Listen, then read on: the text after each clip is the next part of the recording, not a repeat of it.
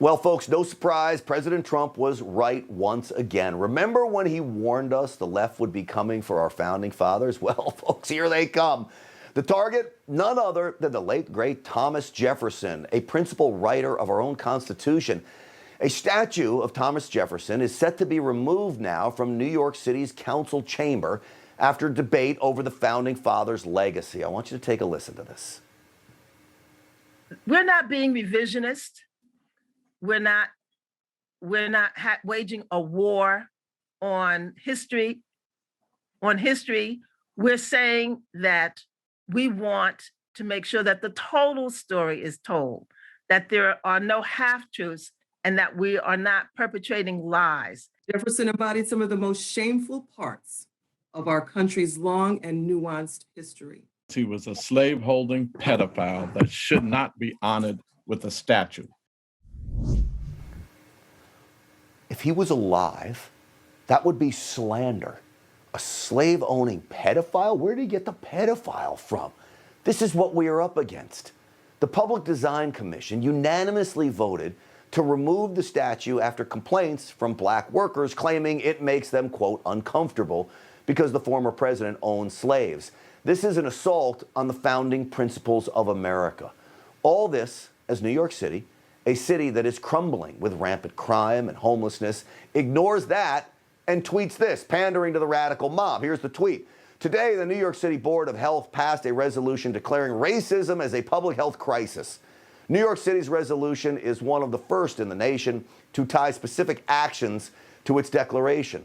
Learn more and read the full resolution. And they don't think the homelessness, the crime, you can't even ride a subway in New York anymore without getting beaten and robbed.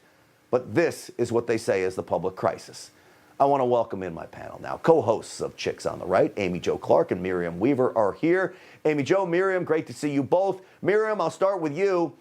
What do you say to the city council here voting to take down Thomas Jefferson and their crazy comments? I was going to say the A word there, but I didn't. They're crazy blank comments.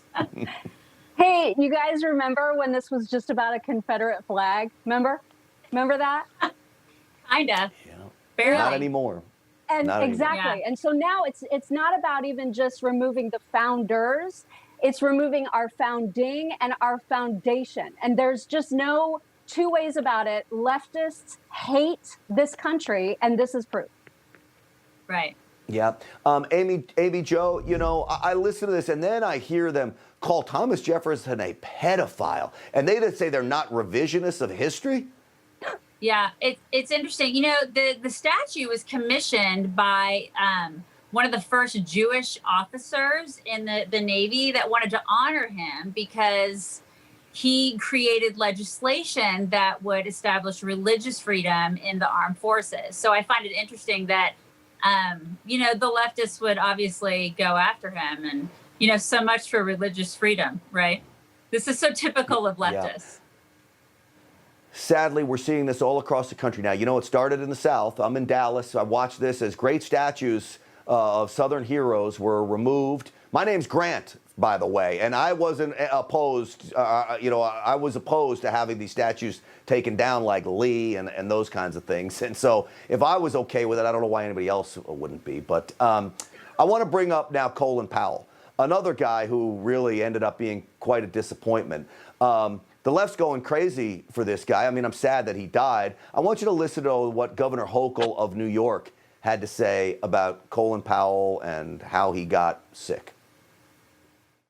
Colin Powell. But his story cannot be hijacked by the anti-vaxxers. And I don't want anyone to say that this is a reason not to get vaccinated, because listen to this. How did he get sick in the first place? Someone who wasn't vaccinated gave him the virus.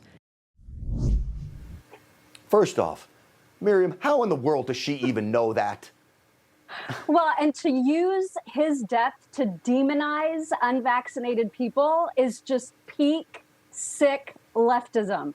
It's just inexcusable. And by the way, she needs to check in with Rochelle Walensky, who made it very, very clear that vaccinated people can transmit the virus. She has no proof of that. This is why no one trusts our elected officials. All right. Some do, like Democrat leftist Jay Powell. She is a congresswoman who trusts President Biden, Lord knows why, but listen to what she had to say about Biden. The president is the inspirer. He is the closer. He is the convincer. The mediator in chief. He really is doing a phenomenal job. He's also the sleeper, Amy Jo Clark, asleep at the wheel. Oh my gosh, okay, so they live on a different planet, the planet of DC, right? This is the planet that we don't live there. They live in a completely different place because he is doing everything wrong, from Afghanistan to the economy to COVID to the mandate to the supply chain to, I mean, everything. Like, I look at inflation, I go to the gas pump and I'm irritated every day. And it's not just me. I mean, liberals are feeling this too. And a lot of my liberal friends who voted for this guy are completely silent right now. So it's the people who aren't feeling this, the people in DC who think he's doing a great job, right? And then maybe the celebrity here and there. But we're feeling it. And this guy is a disaster. Well, you bring up gas prices. As I said, I'm in Texas. I paid $80 to fill up my car the other day. Can you imagine what you're paying if you're in California or a state like that? Oh, man, oh, man. Amy Jo Clark, Miriam Weaver, it is great to see you both. Thanks for coming on to the both of you. All right, folks.